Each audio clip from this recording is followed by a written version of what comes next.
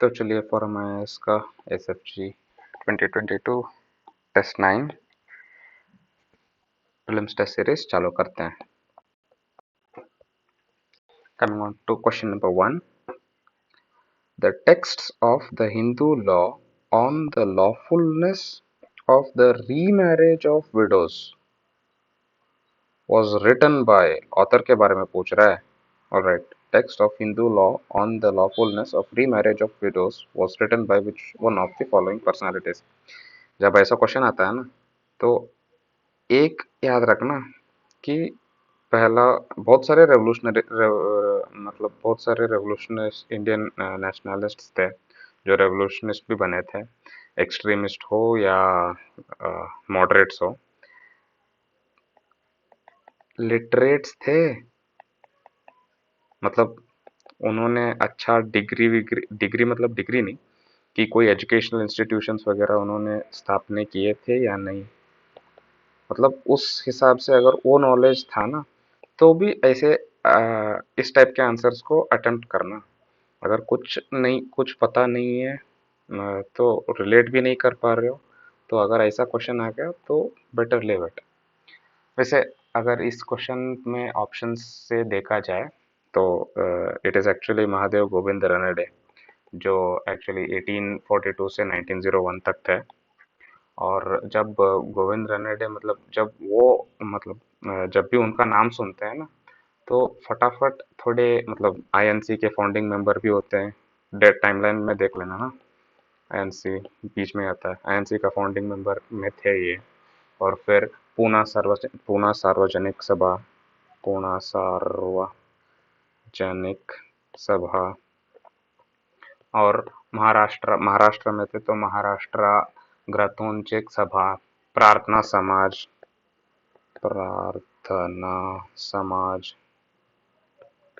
Okay. और Bombay Anglo Marathi daily newspaper जो कि हिंदू प्रकाश बोल के, और इनको ऐसे राव बहादुर भी बोलते थे। This are all you need to know. Rao Bahadur Bombay से थे, तो ये सब प्रार्थना समाज वगैरह, प्रार्थना समाज, पूर्णा सार्वजनिक सभा और हिंदू प्रकाश, और वो वक्रतुंड सभा बोल के है, लेकिन इट्स फाइन। और ये वैसे जज भी थे, जज literate, of course he could be an author, मतलब उस वैसे भी आप जा सकते हो, लेकिन हाँ एमसीक्यूज में पता नहीं कब लक न दे, अगर कुछ पता नहीं है तो ऐसे चले जाना। ऑलराइट, ये जज भी थे बॉम्बे हाई कोर्ट के, ऑलराइट, फाउंडिंग मेंबर थे, and he literally wrote the book text of the Hindu law on the lawfulness of remarriage of widows. Answer इसका 1 है, ओके। वैसे दूसरे दूसरे फेमस पर्सनालिटीज के बारे में भी दो दो शब्द हो जाए ना।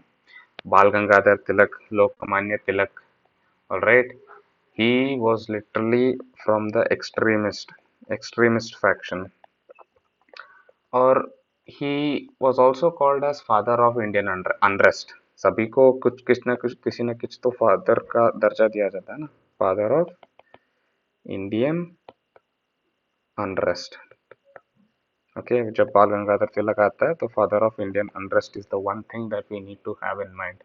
और जब भी थोड़े थोड़े टाइप का कंट्रोवर्शियल होता है ना कि ये हो सकता है ये न हो सकता है टाइप का, यूपीएससी वैसे टाइप के क्वेश्चंस पूछ लेता है, हमें कंफ्यूज कर लेता है।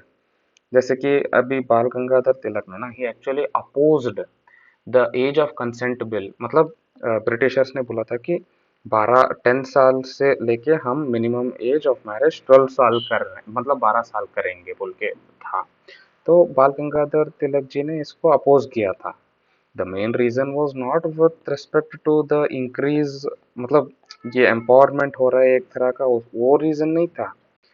दिस वॉज ब्रिटिशर्स हमारे कस्टम पे क्यों लॉ बना रहे हैं, हम हमारा खुद बनाएंगे, आप मत बनाओ, आप मत थोपो हमारे ऊपर। This was the reason, not this, alright. So he opposed this. हम वैसे क्वेश्चंस मतलब एग्जाम में आया है पता नहीं चला तो ऐसे कैसे अपोज करेंगे, ये तो बहुत अच्छे थे बोली, वैसे कंफ्यूज हो सकता है, but this is true, alright. Ishwar Chandra Vidyasagar, नाम तो सुना ही होगा यार। He was also social reformer and इन्होंने भी बहुत वुमेन के लिए, अपलिफ्टमेंट ऑफ वुमेन इन्होंने बहुत काम किया। Okay, he was from Bengal. Okay, और इन्होंने लिटरली विडो रीमैरिज, ये बुक है, बुक में गोविंद रनडे ने लिखा है, लेकिन इन्होंने विडो रीमैरिज को विडो रीमैरिज को प्रोपेगेट किया था, और पॉलीगैमी को के अगेंस्ट थे। ऑलराइट, और फिर लास्ट को आते हैं दोनों केशव खारो। यूजुअली इस मतलब इनके बारे में ज़्यादातर सुने नहीं होंगे। तो एग्जाम के टाइम पे भी जब ऐसे टाइप के क्वेश्चंस आते हैं ना, अगर सोचो ये सही है तो हमें इन तीनों को गलत साबित करना पड़ेगा, किसी न किसी को ऐसे, मतलब हाँ कुछ ये है तो ऑथर होगा तो ये लिख सकता है, नहीं लिख सकता है। यूजुअली एक्सट्रीमिस्ट फैक्शन का होगा, तो एक्सट्रीमिस्ट फैक्शन किताब वगैरह अगर लिखे हैं तो बहुत फेमस फेमस होंगे, तो यूजुअली सुर्खियों में होंगे। बिना सुर्खियों वाले किताब एक्सट्रीमिस्ट फैक्शन नहीं लिखेंगे, क्योंकि जब ये किताब लिखेंगे तो इनसे वायलेंस बनेगा, और जब वायलेंस बनेगा तो वो ऑब्वियसली हम पढ़ेंगे ना। तो हाँ, if you relate the dots it will all happen. Okay, तो चलो हाँ, ये दोनों केशव कर्वे ये 1893 में विडो मैरिज एसोसिएशन एस्टेब्लिश किया था। इन्होंने भी विडो मैरिज के लिए काम किया था। इन्होंने विडो मैरिज के लिए काम किया है, इन्होंने विडो मैरिज के लिए काम किया है, इन्होंने तो विडो मैरिज के लिए बुक ही लिख दिया है।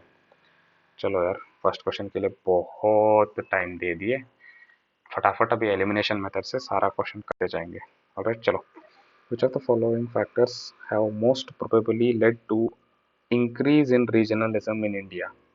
अपना एक बात याद रख लेना, जब भी रीजनलिज्म आ जाएगा ना, तो चाहे तो लैंग्वेज या रीजन स्टेट्स या एथनिसिटी या इवन रिलीजन, वैसे उसी उससे रिलेट कर लेना। ऑलराइट, और उसके हिसाब से क्वेश्चंस पढ़ लेना। Uneven pattern of socio economic development, uneven pattern of socio-economic development. अब increased regionalism, of course uneven pattern of socio-economic development, that is true। अभी मतलब इनडायरेक्ट भेदभाव तो होता ही है यार। अभी यहाँ पे इनको इन स्टेट्स को हिंदी में अनऑफिशियली बीमारू स्टेट्स कहते हैं। ऑलराइट, और यहाँ पे थोड़े डेवलप्ड स्टेट्स हैं, यहाँ पे पंजाब हरियाणा में डेवलप्ड स्टेट्स हैं। तो एक तरह का रीजनलिज्म डिस्पैरिटी है ही। Alright, this has led to the increase of regionalism in India. And then states reorganization on linguistic basis. Of course, SRC वगैरह. This is also true. बस इनके फैक्टर्स में ना आंसर दिखते चले जाना। मेंस टाइप का आंसर्स पूछ रहा है। Unwarranted interference bye centre in the states.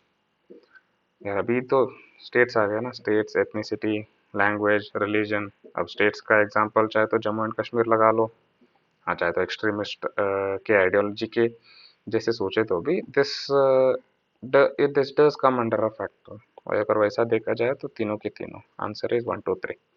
चलो let's go to the third question. Consider the following, fast करते हैं। Consider the following statements about PVTGs. Alright, PVTGs reside in 18 states and 1 union territory. Last paper में discuss किया था, this is true. The stagnant or declining population is one of the criteria. This is also last paper में discuss किया था. There are totally 75 PVTGs officially notified so far. This is not 95, this is 75. बस खत्म हो गया, तीन को निकालो, आंसर मिल गया हमको। Fourth one, Irregular and Konda Reddy tribes.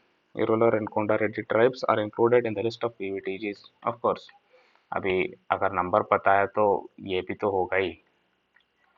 तो चलो, ये एक्चुअली मतलब ये जो है ना, ये 18 स्टेट्स एंड 1 यूनियन टेरिटरी, कौन सा यूनियन टेरिटरी बताओ? अंडमान एंड निकोबार। ऑलराइट, तो चलो let's see the next question. History में आ गए हम। Consider the following statements with reference to the impact of colonialism in India. Increased movement of people from one part to another with in India.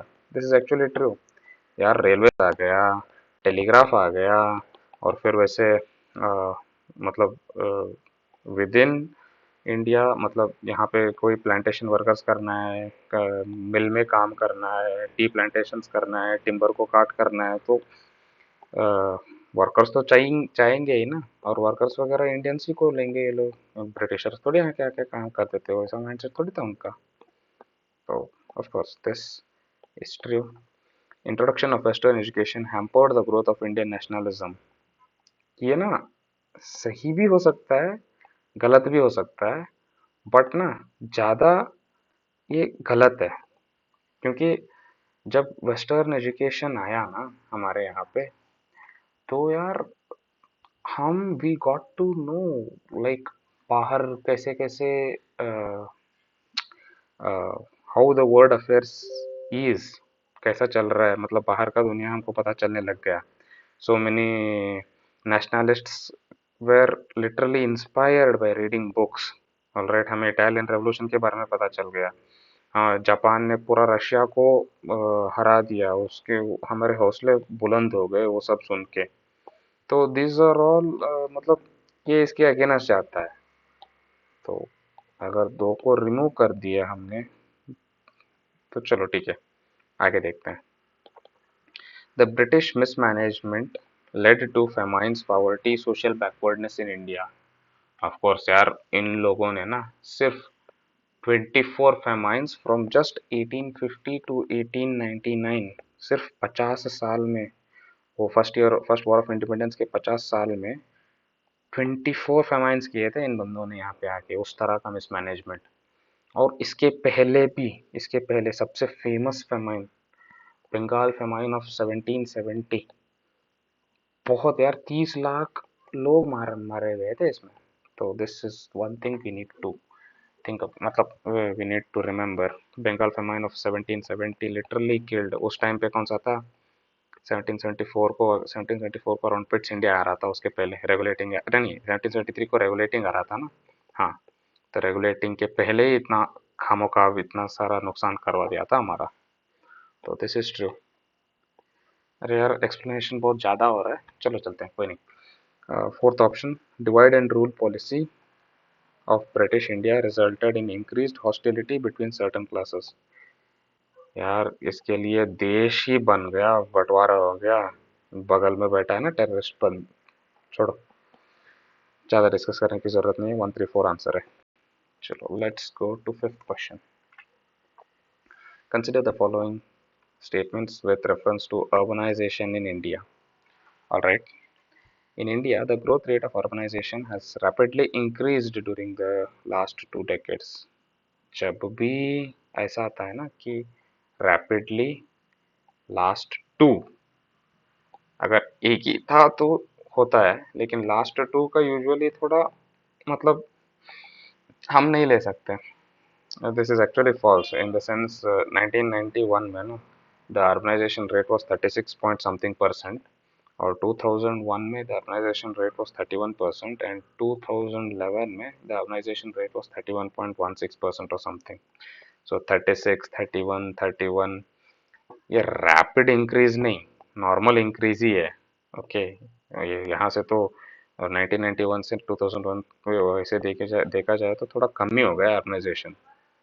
तो चलो, ये गलत हो गया। और पहले दूसरा वाला, Maharashtra is the most urbanised state in India, it is false. Maharashtra नहीं, it is actually Tamil Nadu. Tamil Nadu is the most urbanized state in India. Answer is either one or two. Let's go to question number 6. With reference to National Rural Health Mission (NRHM), which of the following are the jobs of ASHA, a trained community health worker? आशा का तो पता ही है ना सब लोगों को, assist करते हैं। ऑलराइट, तो जब भी प्रेगनेंसी हो, कुछ भी हो, मतलब इंफॉर्मेशन फैलाना हो, हेल्प करना हो, तो चलो एक काम करते हैं, हाँ देख नहीं सकते हैं। Coming on to the first option, accompanying women to health facility for antenatal care checkup. Of course, हाँ यार, using pregnancy test kits for early detection of pregnancy. हाँ, मतलब ये सब रूरल के बारे में बात हो रहा है। Providing information on nutrition and immunization, yes. Conducting delivery of baby, अरे यार आशा वर्कर्स है, इनको वर्कर्स बोलते हैं, ये डॉक्टर्स नहीं है। दे ये कहाँ पे बेबी डिलीवर करते हैं, वो डॉक्टर और नर्सेस के पास लेके जाते हैं, ना कि खुद चले गए और बच्चा निकाल दिए। ये नहीं होता, इनके लिए तो सर्टिफिकेशन चाहिए यार, मतलब। तो हाँ, answer is 1, 2 and 3, question number option. तो let's go to question number 7. Consider the following statements with reference to land reforms in newly independent India. Newly independent India. Land reforms, zamindari, abolition, first amendment, constitutional amendment, जो जो पीछे पीछे paper में पड़े हैं ना, सारा याद कर लेना है, बोलना कुछ नहीं है, उसी के ऊपर सब आ जाएगा। The major aim of land reform was providing community land rights to the forest dwelling tribal communities। यार ये फॉरेस्ट ड्वेलिंग ट्राइबल कम्युनिटीज को ना फॉरेस्ट राइट्स एक्ट 2006 में मिला है सब कुछ। ये फॉरेस्ट का कहाँ से आ गया यार? जो the ones who are poor, it was for them, not the people who lived in forest and are tribals, नहीं। इन 1950s इतना भुखमरी था, सब कुछ था, मेजर चंक ऑफ पॉपुलेशन के ऊपर ध्यान देना उनका फर्स्ट प्रायोरिटी था। Afterwards they would go for tribals right away, but that नहीं, दिस इज नॉट। और अगर पहला वाला गलत हो गया तो डायरेक्टली आंसर मिल जाएगा दो। What is two? In some states Tenancy Abolition and Regulation Act attempted to outlaw tenancy completely. Yes, this did happen. Actually, जब टेनेंसी लॉ वगैरह हो गया था ना, मतलब जब टेनेंसी एबोलिशन लॉज वगैरह आए थे, इट वाज नॉट प्रॉपर और थ्रू आउट पैन इंडिया। मतलब बहुत स्टेट्स में इरेगुलरिटीज हो गए, कोई अपने चाचा के नाम पे, मामा के नाम पे वैसे करने लग गया। कोई एक ही फैमिली का अगर सोचो 100 एकड़ जमीन है, तो माँ बाप भाई बहन चार चार 25 एकड़ 25 एकड़, सोचो 20 एकड़ का जमीन दिया है तो और किसी रिश्तेदारों को 5 पार्ट में डिवाइड करके मैक्सिमम शेयर्स अपने अपने आप ही रख लिए थे, तो ज़्यादा कुछ हुआ नहीं था। All right, and the third option is also false. That is, uniform lands were applied throughout the country for नहीं, throughout the country हुआ ही नहीं, और uniform land laws नहीं। West Bengal or Kerala were the only two states you can say where this radical restructuring happened. Radical restructuring of agrarian structure was given. I mean, this land was given to the tenants. So the next question answer इसका सिर्फ 2। So what's the next question talking about with reference to tribal communities? All right. In India, consider the following statements. All the tribals in India belong to Negrito। यार सभी, पहला extreme, और दूसरा this is actually false. यार हमारे यहाँ पे Negrito नहीं, प्रोटो ऑस्ट्रेलॉइड्स है, निग्रिटो है, मंगोलाइड है, मंगोलॉइड, प्रोटो ऑस्ट्रोलॉइड, और ये क्या है? निग्रिटो। तीनों के तीनों है हमारे यहाँ पे, तीनों के तीनों के ट्राइब्स है, it is not just one. तो अगर उस हिसाब से अगर इफ वी रिमूव वन, फिर से एग्जैक्ट एलिमिनेशन मेथड से 2 आ गए। What is true? Tribal society is more egalitarian than mainstream Indian society. Of course this is actually true. हमारे यहाँ पे जाति, भेदभाव, इकोनॉमी, मटेरियलिज्म, सब is, I mean, these all things more are given more importance. But when it comes to a tribal society, it's more of like a community holding community rights. It's not, individual preference is given less, and the community preference is more when it comes to tribal. But when it comes to mainstream society, literally ulta, सब हमारे लिए, अपने लिए सोचते हैं, कोई भी समाज के लिए बाद में सोचते हैं। तो हाँ वही है। And then the third option, the census of India provides a separate option of aboriginal religion under the column of religion। कहाँ पे यार, कहीं पे देखा है क्या? नहीं ना, दैट्स, मतलब वैसा कोई ऑप्शन नहीं है। ऑलराइट, 6 रिलीजन है, हिंदुइज्म, इस्लाम, क्रिश्चियनिटी, बुद्धिज्म, जैनिज्म, सिखिज्म। बस उनको कोड दिया है जैसे मैंने बोला उसी ऑर्डर में। From one, one is Hinduism, two Islam, three Christianity, four Buddhism, five Jainism और सिक्स सिखिज्म। वैसे इसका कोड पूछेंगे नहीं, लेकिन हाँ। और what is the fourth option? Tribes in India are located throughout the country except Himalayan region. गलत। यार हिमालयन रीजन में ट्राइब नहीं है क्या? अघोरी, ये सब को मतलब, हाँ उनको ट्राइबल बोल के नहीं बुलाएंगे, लेकिन हाँ tribes are present in every part of India. और जियोग्राफिकली ट्राइब्स को ना, they are divided into five regions, like Himalayan region हो गया, मिडल इंडिया रीजन हो गया, वेस्टर्न रीजन हो गया, और फिर साउथ रीजन हो गया, और आइलैंड रीजन हो गया, अंडमान एंड निकोबार आइलैंड है ना।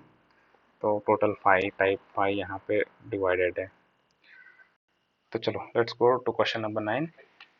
ये थोड़ा फैक्चुअल है। अगर इस टाइप का क्वेश्चन पता नहीं चला तो it's just better to live. चुप से वन थर्ड मार्क्स क्यों गंवाए यार। तो लेकिन हाँ, 32nd समर ओलंपिक्स के बारे में पूछ रहा है। Official motto for this Olympics is a new world. This option is actually false, क्योंकि इसका मोटो यूनाइटेड बाय इमोशंस। वो मृणाल सर के जैसे ये जेम्स बॉन्ड टाइगर का न्यूज़ हो गया। यूनाइटेड बाय इमोशंस है दिस, मतलब official motto of 32nd summer Olympics. First option is गलत। Second option, sports climbing, surfing, skateboarding, karate, baseball और इंक्लूडेड। अगर कुछ भी पता नहीं है तो बस ये, इसके हिसाब से भी कराटे, जापान जापान में कराटे फेमस है, ऐसे वैसे you can say this as true. Option.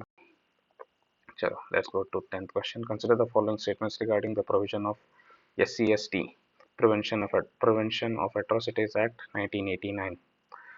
हाल ही में अमेंडमेंट भी हुआ था उसके बारे में, फिर से उस अमेंडमेंट को रिपील करके, मतलब अमेंडमेंट मतलब पहले सुप्रीम कोर्ट ने कुछ बोला, और सुप्रीम कोर्ट ने जो बोला पार्लियामेंट में उसको फिर से अमेंड करके जैसे पहले था वैसे ही किया, और सुप्रीम कोर्ट ने इसको भी मान लिया। और ये सुप्रीम कोर्ट ने अमेंडमेंट किस केस में बोला था? उस केस का नाम 2018 में सुभाष काशीनाथ महाजन वर्सेस स्टेट ऑफ महाराष्ट्र, यहाँ पे बोला था। ऑलराइट, चलो देखते हैं, पहले ऑप्शंस देखते हैं। It establishes a system of special courts for hearing disputes registered under it. Of course SC/ST के बारे में है, तो जल्दी फास्ट ट्रैक करने के लिए this is true. Second option, arrest under the act can be made only with the prior permission of the senior superintendent of police। ये ना 2018 में ये जो कोर्ट ने बोला था ना, तो ऐसे कोर्ट ने डायरेक्शन दिया था कि मिसयूज ना हो पाए, लेकिन इसको वापस खारिज करके पार्लियामेंट ने फिर से नया लॉ करके, मतलब prevention of atrocities amendment act 2018 लेके इसको रिपील कर दिया। अभी कोई SP का कोई परमिशन नहीं चाहिए। अरेस्ट करना है, कुछ गलत किए हो तो आराम से अरेस्ट कर सकते हैं। राइट, तो सेकंड वाला ऑप्शन निकाल दो। और अगर सेकंड वाला ऑप्शन निकाल भी दिया तो जराक से आंसर मिल जाएगा 1 and 3। What is 3? It disallows anticipatory bail to the accused. Of course, हाँ ये भी था, मतलब ये जो अभी हमने डिस्कस किया था ना कि सुप्रीम कोर्ट ने 2018 में इन्होंने ये भी बोला था कि ये जो बेल है, ये बेल मतलब अ, ये ऑप्शन ऑफ एंटिसिपेटरी बेल है, हर बार नहीं देना है।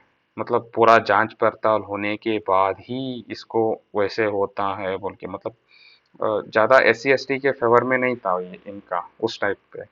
लेकिन इसको पार्लियामेंट में फिर से मतलब अमेंड करके इट ये एंटिसिपेटरी बेल को डिसअलाउ कर दिया है।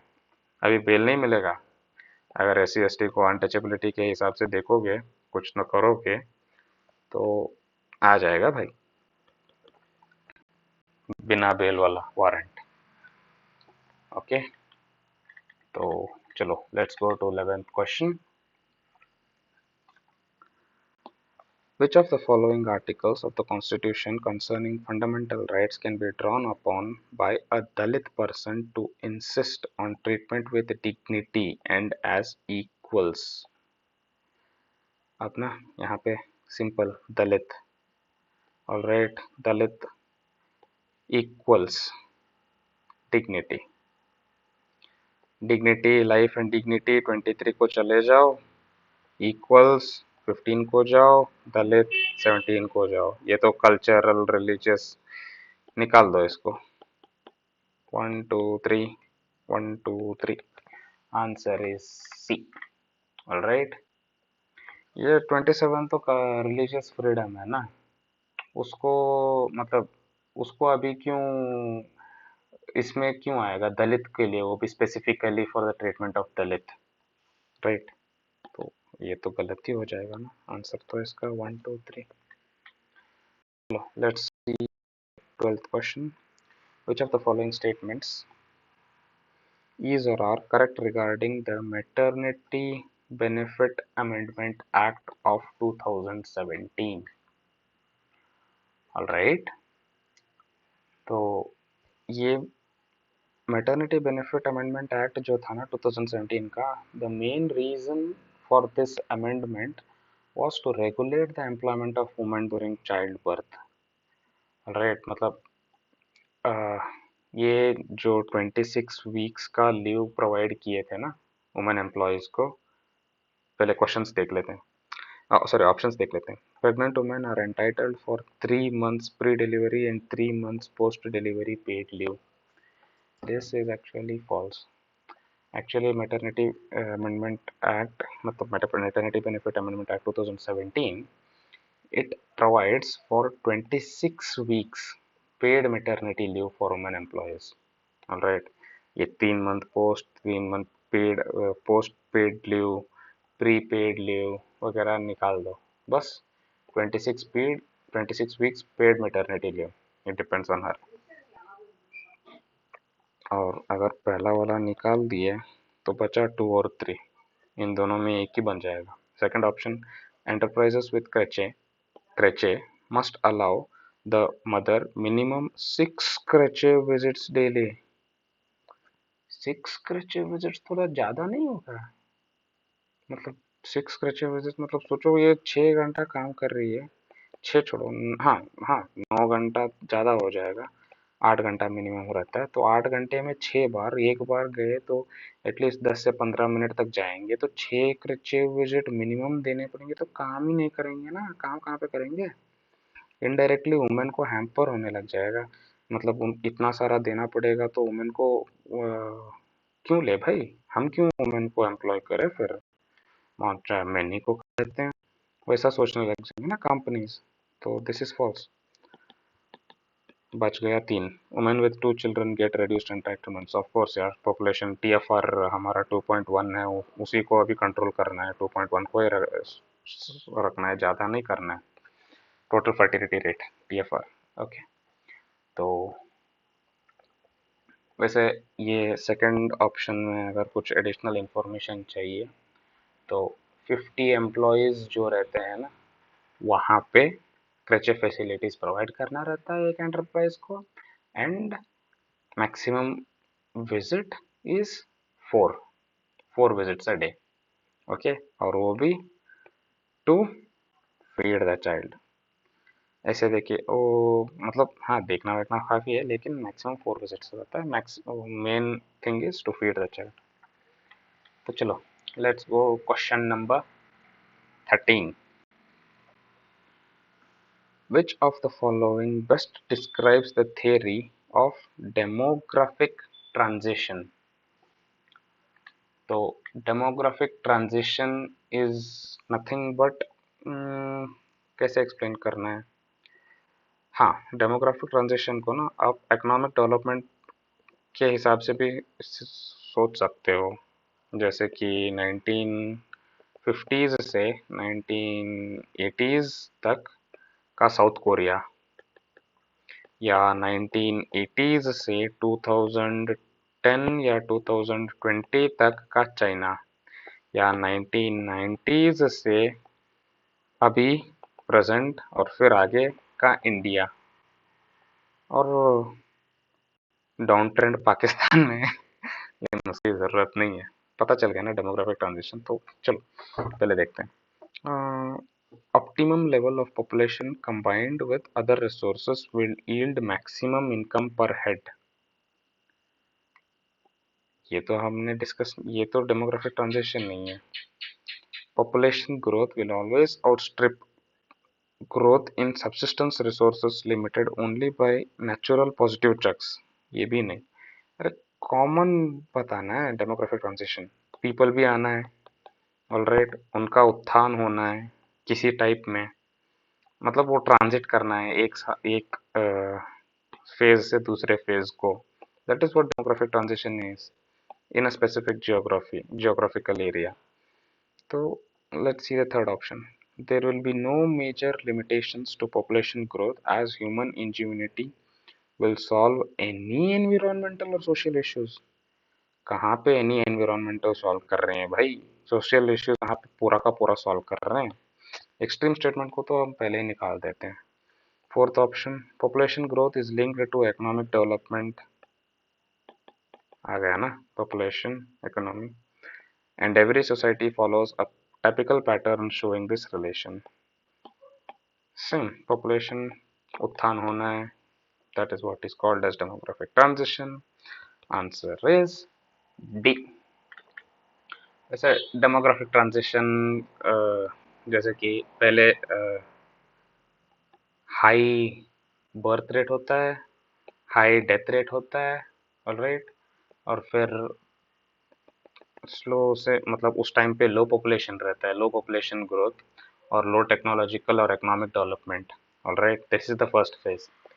स्लोली हाई बर्थ रेट, फिर low death rate. Okay, high birth rate, low death rate, थोड़ा पॉपुलेशन ग्रोथ थोड़ा हाई होने लग जाता है और ये ट्रांजिशन होता है जहाँ की अभी इंडिया है। राइट, और जापान मतलब next stage of this demographic transition would be low birth rate, low death rate. Alright, यहाँ पे दोनों लो हो जाते हैं, बर्थ रेट भी, यहाँ पे बर्थ रेट हाई रहता है, यहाँ पे बर्थ रेट भी लो, डेथ रेट भी कम, और पॉपुलेशन भी कम, सब, लेकिन सिर्फ टेक्नोलॉजी बहुत ज़्यादा। ओके, तो ये फाइनल स्टेज जापान। तो पहला वाला पाकिस्तान, सेकंड वाला इंडिया, तीसरा वाला जापान, ऐसे सोच लो, पता चल जाएगा।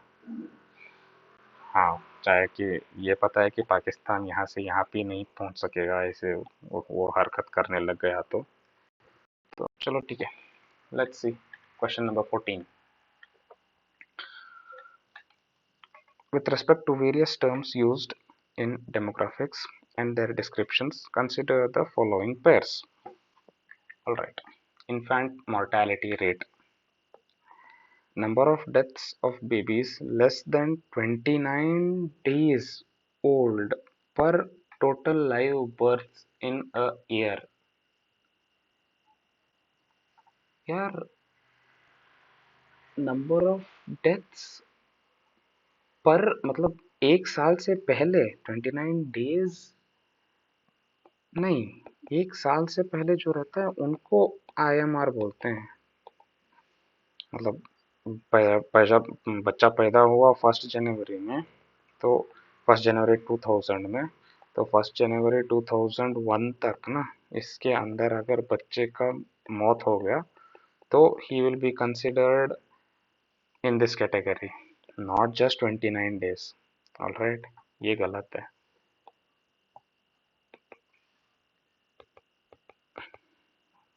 एलिमिनेशन मेथड ज़्यादा दे दिया है यहाँ पे। Second, total fertility rate, TFR. यहाँ पे sum of the age specific fertility rates of all the women multiplied by 5 per 1000। तो ये भी सही है।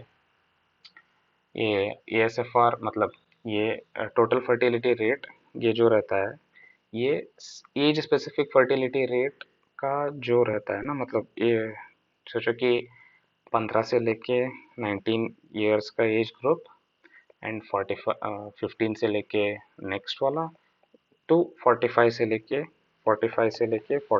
तक का ग्रुप जो रहता है, इन सारों का मतलब इन सारों का टोटल फर्टिलिटी रेट, इन सारों का specific age specific fertility rate निकालते हैं। उस एज स्पेसिफिक फर्टिलिटी रेट को इंटू 5 करते हैं, ओके, और डिवाइडेड बाय 1000 करते हैं, ओके, और उनको फिर से ऐड कर देते हैं। ये हमारा होगा टोटल फर्टिलिटी रेट। पता चल गया ना? टोटल फर्टिलिटी रेट को पहले 15 टू 19, 19 टू 24, ऐसे ऐसे ये 25, 24 ऐसे ऐसे करते फिर 45 टू 49 तक लेके जाते हैं, ओके। ये जो बने हैं स्लॉट्स, इन स्लॉट्स का फर्टिलिटी रेट निकालते हैं, इंडिविजुअल्स फर्टिलिटी रेट। ये जो इंडिविजुअल फर्टिलिटी रेट निकाले रहते हैं, इस इंडिविजुअल फर्टिलिटी रेट को into 5 divided by 1000, alright, and then इन सारों को ऐड करते हैं और हमारा टोटल फर्टिलिटी रेट आ जाता है, ओके। तो third option, sex ratio, simple है, फीमेल्स पर मेल 1000 मेल्स रहता है, फीमेल्स 921, बहुत स्क्यूड है, ऐसे वैसे रहता है ना, बस ये याद रख लेना, फटाक से आ जाएगा। Dependency ratio, ratio of economically active to economically inactive in a population. बुजुर्ग लोग इनएक्टिव है, हम इकोनॉमिकली एक्टिव है। जापान में ये नंबर कम है, डिपेंडेंसी रेशियो इज लेस, लेकिन हमारे यहाँ डिपेंडेंसी रेशियो ज़्यादा है। Ratio of economically active to economically inactive, हमारे में economically active are more and inactive are less, so हमारा डिपेंडेंसी रेशियो ज़्यादा है, याद रखना। इंडिया का डिपेंडेंसी रेशियो जापान से ज़्यादा है। तो चलो लेट्स गो क्वेश्चन नंबर। वैसे बहुत स्लो या ज़्यादा ये लग रहा है तो 2x के स्पीड में देखने लग जाना, ऑलराइट। तो with reference to India, the terms Halbi Ho and कुई, ये तो ट्राइबल लग रहे हैं, ऑलराइट। नहीं, डांस भी हो सकता है। Dance forms of north west India, musical instruments, pre historic Q paintings, tribal languages. This is actually tribal language. Halbi is non, Halbi को बस्तारी बोलते हैं, बस्तारी। ये इंडो आर्यन लैंग्वेज है अक्रॉस सेंट्रल इंडिया, यहाँ पे बोलते हैं। देवनागरी ओडिया स्क्रिप्ट में वगैरह लिखे रहते हैं। और ये कुई जो है, ये साउथ ईस्टर्न पार्ट का ही है, खंडास बोल के, ये भी ओडिशा, तो ऑलमोस्ट ये ओडिया ओडिशा दोनों वहीं पे हैं। And these are tribal languages. अगर आपको आंसर पता है, नहीं पता है, गेस वर्क मार के नहीं निकालना है, इसमें गेस वर्क नहीं मार सकते। लेकिन हाँ, जब नाम के उच्चारण में पता चल जाता है कि ट्राइबल हो सकता है बोल के, तो हाँ। तो चलो let's go to question number 16 with reference to dependency ratio. अभी अभी देखा ना, number of active with respect to number of inactive is what dependency ratio is. तो चलो, it is used to understand the relative economic burden of the workforce. Of course, पता चल जाता है ना। The total dependency ratio in India is around 50%. This actually is true. Usually numbers true होते नहीं है, लेकिन इस बार true है। The number of uh, what you say, the number of active people with the number of inactive people in with respect to working is somewhere around 48.7%. Actually 1971 में ना, India का ये जो डिपेंडेंसी रेशियो था, this was 79। It was so huge. लेकिन उस time पे हमारा टेक्नोलॉजी, ये बगल अगल बगल में वॉर वॉर वगैरह ना, उतना सारा जो पोटेंशियल था यूटिलाइज नहीं कर पाया। लेकिन सिर्फ 48 होने पर भी अब देखो कितना पोटेंशियल आ रहा है। राइस डायलॉग हो या 2+2 समिट हो, मुंह तोड़ जवाब दे रहे हैं हम। तो चलो चलो, this answer is both 1 and 2. Question number 17. Consider the following statements. In India, both birth rate and death rate have declined in the last 1 decade. This is actually true. This is true. Birth rate और death rate दोनों कम हो गए हैं। Birth rate तो total fertility rate अभी 2.1 हो गया है, 2.1 के पास आ रहा है बोल के न्यूज़ आया था अभी अभी। और डेथ रेट तो ऑफ कोर्स कम होना ही है, टेक्नोलॉजी जो बढ़ रहा है यार। और वैसे इंडिया तो फार्मेसी है, मतलब फार्मेसी का किंग है। तो चलो छोड़ो ना, लेट्स सी क्वेश्चन नंबर मतलब statement number 2। Recently India sex ratio has improved to 1020 females for every 1000 male population. This was also in news recently and this is also true. National Family Health Survey 5, this actually said that women has surpassed the men for the first time in India with the sex ratio of 1020 to 1000. Both are true. Sorry. Let's go to question number 18. With reference to consumer rights privileges, her time UPSC में consumer rights के बारे में कुछ ना कुछ तो आता ही है, चाहे कंज्यूमर राइट्स हो, कंज्यूमर फोरम हो, कुछ ना कुछ तो आता है। तो थोड़ा extra cautious, let's be extra cautious. Let's see which of the, with reference to consumer rights privileges under the provisions of law in India, which of the following statements is or are correct? Consumers are empowered to take samples for food testing. Of course यार, why will they not be? चाहे तो KFC का मतलब KFC नहीं, कुछ लेज का packet है, थोड़ा टेस्ट करके बाद में, पहले विश्वास करो, मतलब एयरटेल बोलता है ना, पहले सब कुछ ट्राई करो फिर कुछ अच्छा, कुछ भी चलती। This is true.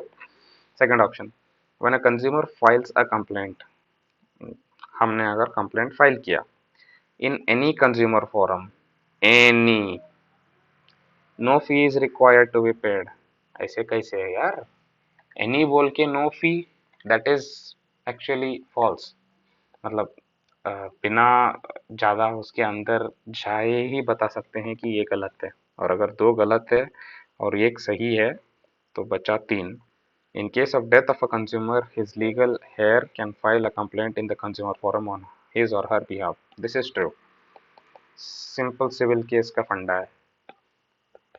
वैसे सेकंड ऑप्शन का थोड़ा डिटेल में अगर चले जाए तो ये एक्ट जो है ना, कंज्यूमर प्रोटेक्शन एक्ट 2019 जो है, this has a nominal fee which is payable, alright. A nominal fee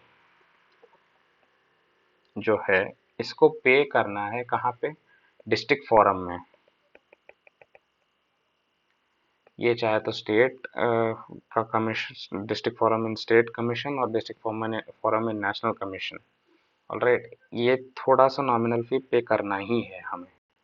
यार अभी हम एक कंपनी के अगेंस्ट कंप्लेंट कर रहे हैं, और अगर सोचो कि बंदा फ्री में कंप्लेंट कर रहा है, सोचो ये आपको पता नहीं है, ये इन्फॉर्मेशन पता नहीं है, right?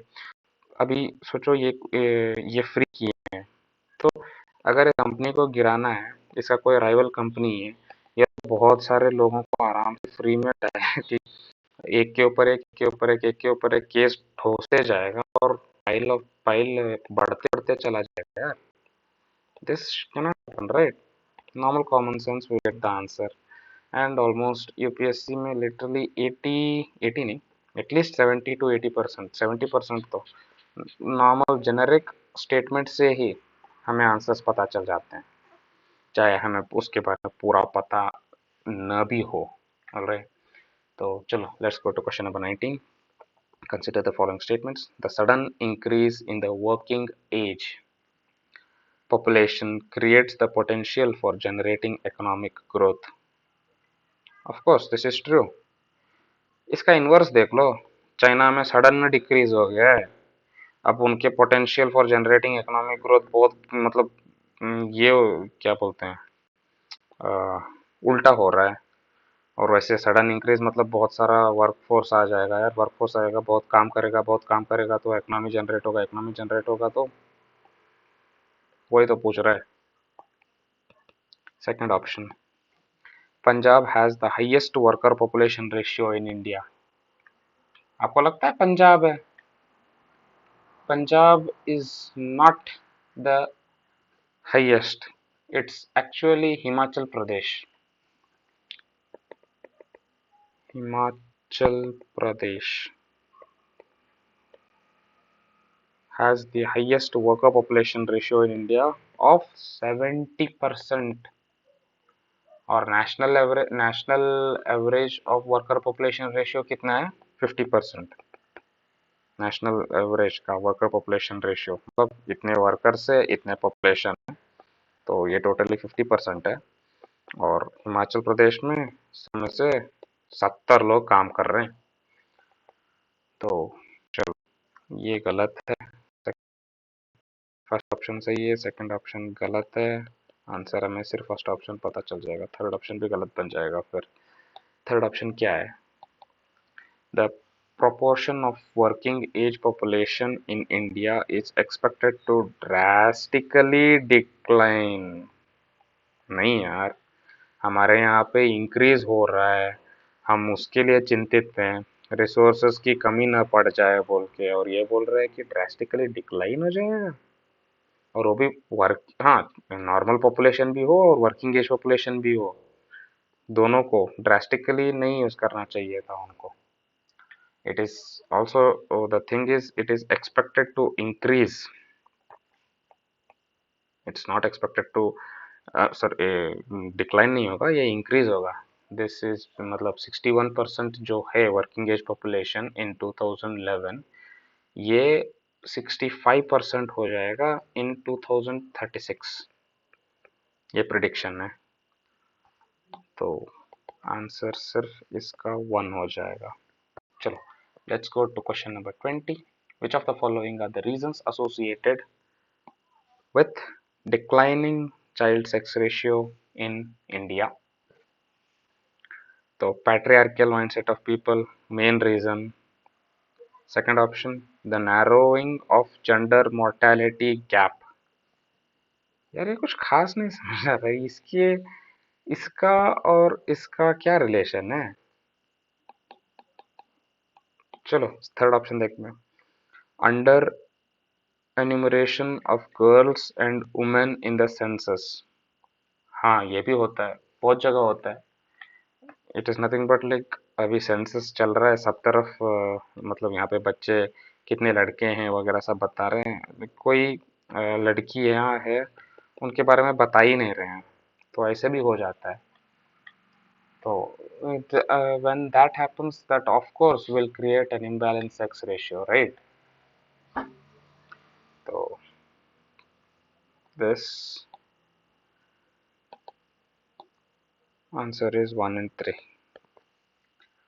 And also gender imbalance, अगर इस क्वेश्चन में सेकेंड ऑप्शन में थोड़ा सा ज़्यादा डिस्कशन, डीप डिस्कशन करने चाहें ना, कि क्यों एकदम से ये जेंडर मोर्टेलिटी और सेक्स रेशियो को इंटरलेट कर रहे हो। हाँ, मोर्टेलिटी मतलब ये नहीं है कि फीमेल फोर्टिसाइड वगैरह, this is not that, alright.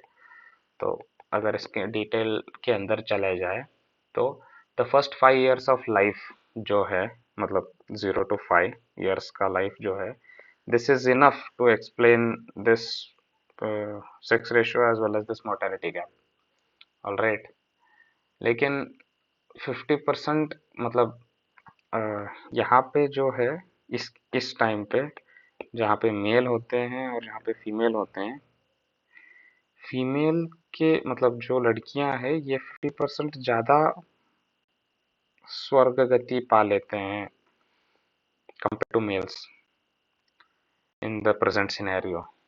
तो नैरोइंग ऑफ जेंडर मोर्टेलिटी मतलब ये दोनों सेम होने का इस क्वेश्चन में जो बोलना है वो गलत है, ऑलराइट। फीमेल्स ज़्यादा मर रहे हैं 0 to 5 बाई 50% ज़्यादा डेथ्स देन मेल्स। तो that is the additional information. So let's go to question number 21.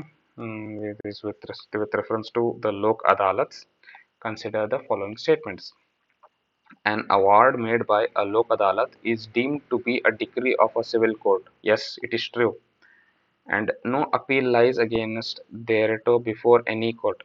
ये भी ट्रू है, जब दो लोग लोक अदालत जाएंगे बोल के बोल देते हैं, Lok Adalat is has been given the statutory right under which act, under legal services authority act 1987.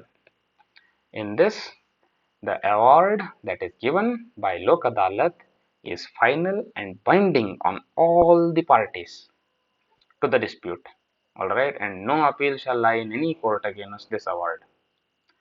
And the powers, same civil powers under CPC 1908 जो है ये लोक अदालत के पास है, civil powers. Alright, and the second option, matrimonial family disputes are not covered. अरे यार, इन दोनों के लिए ही तो स्पेसिफिकली ज़्यादा लोक अदालत चलते हैं कि ज़्यादा के कोर्ट का बर्डन वगैरह थोड़ा कम हो जाए। ऐसे तो मैट्रिमोनियल और फैमिली डिस्प्यूट कहाँ पे नहीं होते हैं, मतलब कहाँ पे नहीं, बहुत ज़्यादा होते हैं यूजुअली। तो उनको थोड़ा कोर्ट से ये लोक अदालत में चले जाए बोल के ये सब क्रिएट किए थे। तो दिस इज ज़रा सर गलत है, एक्सट्रीमली गलत स्टेटमेंट। तो ऑप्शन आंसर इसका सिर्फ एक। Let's go to question number 22। Consider the following statements. The 1901 census that collected information on the social hierarchy of caste made the caste identities more rigid। हाँ, जो literally ना जो गलत काम हमारे यहाँ पे हुआ है ना, सारा का सारा ये ब्रिटिश करके गए हैं यार। 1901 में कास्ट सेंसस किया, सोशल हायरार्की बताया, का ऑफ कोर्स ये करने पे कास्ट सेंसस और भी रिजिड हो ही जाएंगे ना। वहाँ पे कहाँ पे इंफॉर्मेशन वगैरह था कि ये अभी नहीं बाद में होगा बोल के, मतलब ये हमारे कास्ट के हैं, ये दूसरे कास्ट के हैं बोल के। तो this is actually true. Caste identities were created due to this, मतलब कास्ट आइडेंटिटीज का फॉर्मेशन हो गया।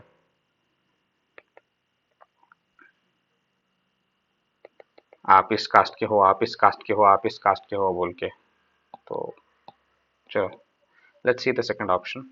The term scheduled tribes and the scheduled caste came into being during the colonial period. This actually is also true. ये colonial period में ही आए थे और ये आए थे 1935 GOI G government of India act 1935 में आए थे। और इवन दिस मतलब एक सेकेंड, 1935 मिनी कॉन्स्टिट्यूशन जो बोलते हैं ना, वहीं पे था ये शेड्यूल्ड ट्राइब्स, शेड्यूल्ड कास्ट वगैरह। तो हाँ, let's see the third option. 1 and 2 is correct. Third option.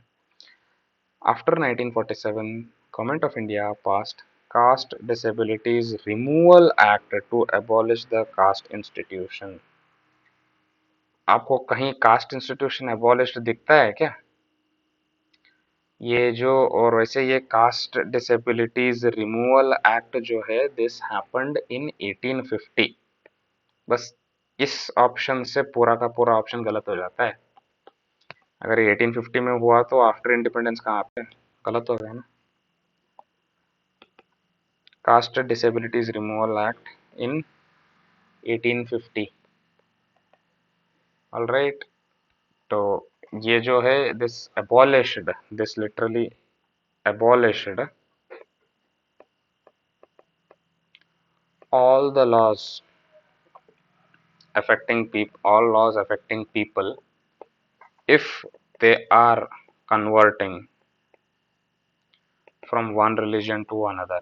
Usually अगर क्रिश्चियनिटी को आप कन्वर्ट हो रहे हो तो आपको ये मतलब आपके ऊपर जो लॉ है, मतलब अगर आपको अगर आप रिलीजन चेंज कर रहे हो तो घर में आपको रिलीजन चेंज कर रहा है बंदा, अच्छा नहीं है, हमारे विरुद्ध जा रहा है, इसको हम हमारा जमीन नहीं देंगे, हमारा जायदाद नहीं देंगे बोल के जो बोलते थे वो अब नहीं बोल पाएंगे।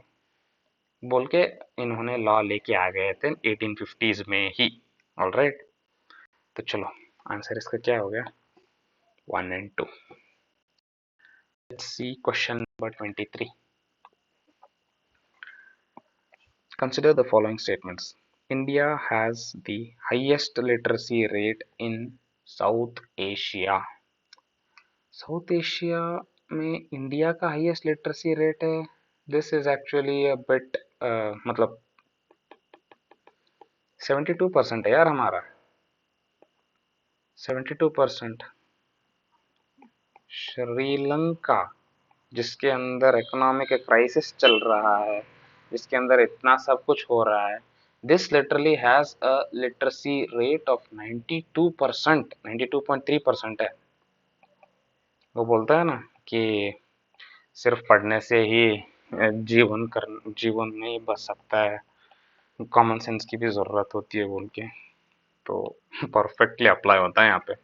श्रीलंका का 92% है, हमारा 72% है, मतलब 72.3, 72 सॉरी 74.4% है। दिस 74.4% इज 7+ ईयर्स वाले का।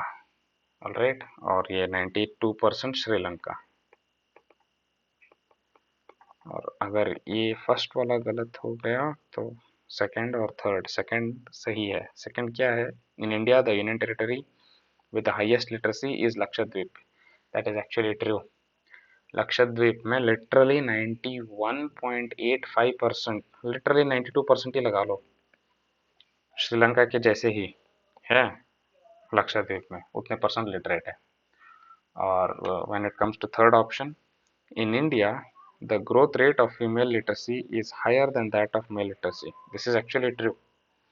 और ये ना ग्रोथ रेट के बारे में पूछा है, not the total female literacy and the male literacy. Female literacy कम है, सोचो कि 100 लोग हैं, मेल लिटरेसी ज़्यादा है, 200 लोग हैं। ऑलराइट, मतलब इमेजिनरी। ये इंक्रीज हुआ 20, ये इंक्रीज हुआ 20, चाहे तो ये 15 भी इंक्रीज हो जाए, ये 15 इंक्रीज हुआ तो 15% इंक्रीज के पैसे मानेंगे, और ये अगर 20 इंक्रीज हुआ तो इनको बस 10% इंक्रीज मानेंगे। फीमेल का पॉपुलेशन कम है लिटरेसी में, तो थोड़ा भी इंक्रीज हुआ तो उनका रेट ज़्यादा ही रहेगा। तो इफ दैट इज आंसर इसका 2 और 3। और वैसे चलो let's go to question number 24। Consider the following: right to education, right to equal access to public services, and right to food. Which of the above are human right? Universal Declaration, under Universal Declaration of Human Right: education, public service, equal access to public service, and food. यार तीनों के तीनों human right है। अगर वैसे देख मतलब आप नॉर्मल से ही देखोगे तो तीनों की तीनों ह्यूमन राइट है। और ये एक्चुअली अगर थोड़ा डिटेल में वगैरह जाए ना, right to education is given in article 26 of UNHDR, right to equal access to public services is given in article 21 of UNHDR, and right to food khana article 25 of UNHDR। सबके सब सही है। Now coming on to question number 25, consider the following statements. Urban areas provide anonymity that helps the poor people to engage in low status work that they would not be able to do in the village। एक तरह सही ही है। पहले पूछ तो लेते हैं क्या पूछ रहा है। Which of the statements given above are the correct reason for the migration of people from rural to urban areas? हाँ ये भी सही है। अभी रूरल एरिया में को एक डिग्निफाइड जिंदगी जी रहा है, और वो गया अर्बन में, उसको डाले गेट कीपर, मतलब उसको बनाए गेट कीपर, नहीं तो मतलब और कोई डीमीनिंग टाइप का जॉब्स कर दिए। उनको बस इतना पता है कि वो अर्बन गया है, उनको ये नहीं पता कि वो ये सब काम कर रहे हैं। ऑलराइट, तो जब भी वो कॉल करके पूछते हैं, अरे नहीं वो मुंबई गया है, अरे नहीं, वो बेंगलोर गया है, वो वहां पे काम करने गया है। क्या काम करता है वो ज्यादातर पता नहीं रहता गांव वालों को। तो दिस ट्रू। तो let's see the second option, informal nature of jobs in rural areas. This is also true. Agriculture वगैरह लगा लो रिलेट करके। Decline of common property resources in rural areas, ये भी सही है। ज़्यादा मटीरियलिस्टिक हो रहा है और कॉमन प्रॉपर्टी रिसोर्सेज वगैरह, मतलब this is generic and answer is 1 2 3। Let's go to question number 26। Consider the following statements. Reduction of TFR, total fertility rate, to 2.1 at national and subnational level by 2025. Which of the following statements given above are the goals of National Health Policy 2017? This is actually true. पहला वाला, reduction of TFR at 2.1, मतलब 2025 के अंदर ही 2.1 करने का जो गोल है ये करना है बोल के 2017 के नेशनल हेल्थ पॉलिसी में ही बता दिए थे। तो one is correct. Let's see question option number 2। Increase health expenditure by government as a percentage of GDP by 5%। थोड़ा ज्यादा ही नहीं हो गया? 5%, मतलब 2% वगैरह मतलब हुआ तो मान भी सकते हैं यार। 5%, 5% is like, it is literally too much. 5% नहीं है, दिस इज मतलब एग्जिस्टिंग जो है 1.15% है।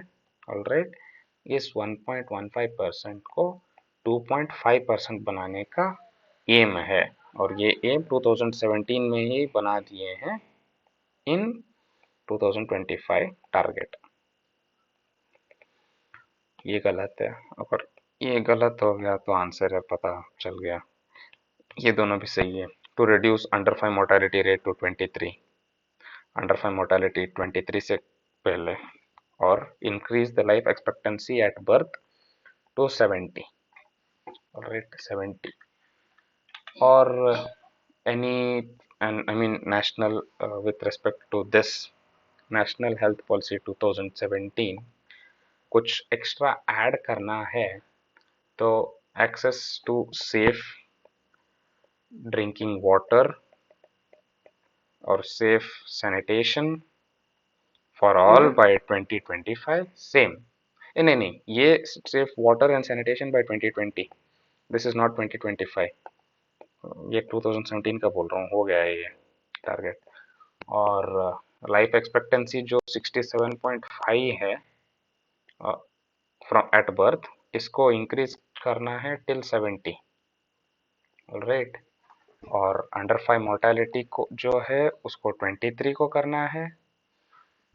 और ग्लोबल टारगेट ऑफ 2020 जो है ये 90 is to 90 is to 90 of AIDS, HIV ads.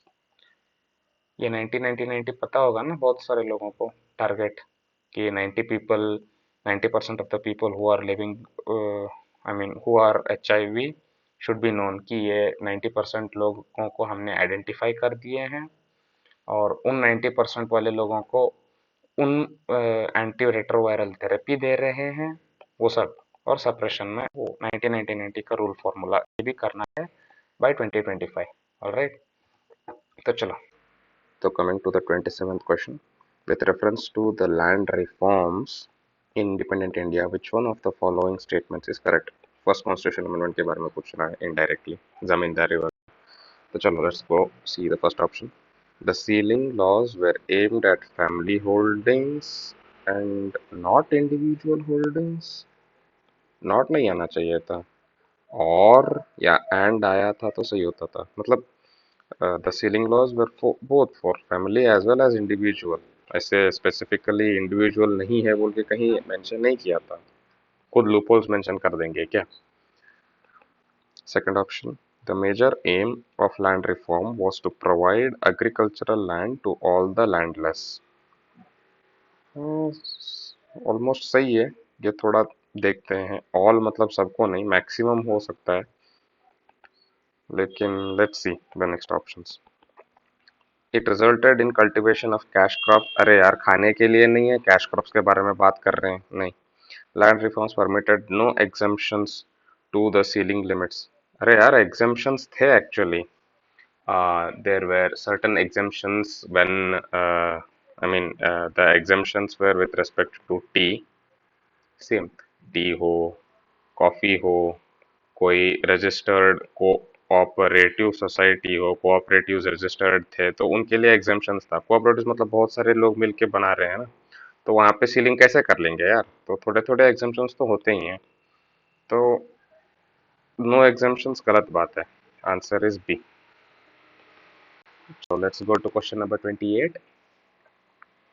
Consider the following statements. The age structure of the population compares the portion of population which is composed of elderly and children with the proportion that is, नहीं, working नहीं, working age, working age group नहीं, working age group का अगर concept आ गया तो उसको dependency, dependency ratio आ जाएगा। What is dependency ratio? The number of dependents, alright, the number of dependents with the working age, मतलब number of dependents मतलब old or young who are, मतलब too old or too young who are not able to work, divided by the workers, कौन कौन work करते हैं। तो this is the dependency ratio. This dependency ratio is getting really high, right? तो in Japan especially, तो हाँ, इसको निकाल दो। और अगर पहले वाले को निकाल दिया तो सेकंड ऑप्शन में, with economic development and better quality of life in a country, एक कोई country, relatively smaller proportion of the population are found in the younger age group.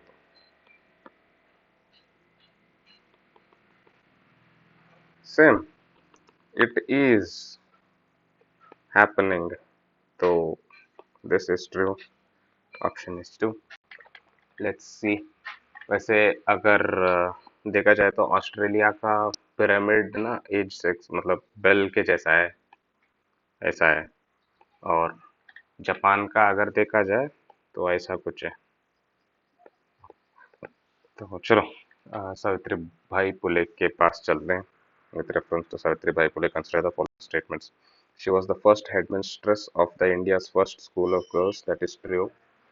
She was मतलब अगर इनके बारे में आ गया ना, अरे एक सेकेंड, ये पूछ रहा है इनकरेक्ट, पहला सही है, निकालो निकालो, बचा 2 और 3, तो 2 तो करेक्ट होना ही पड़ेगा, मतलब 2 करेक्ट है, मतलब 2 इनकरेक्ट, इन 2 इनकरेक्ट ही है।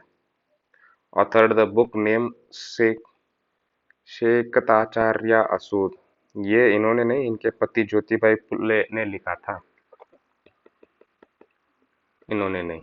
ऑलराइट, और तीसरा option, it she established Mahila Seva Mandal to raise awareness for women's rights, this is true.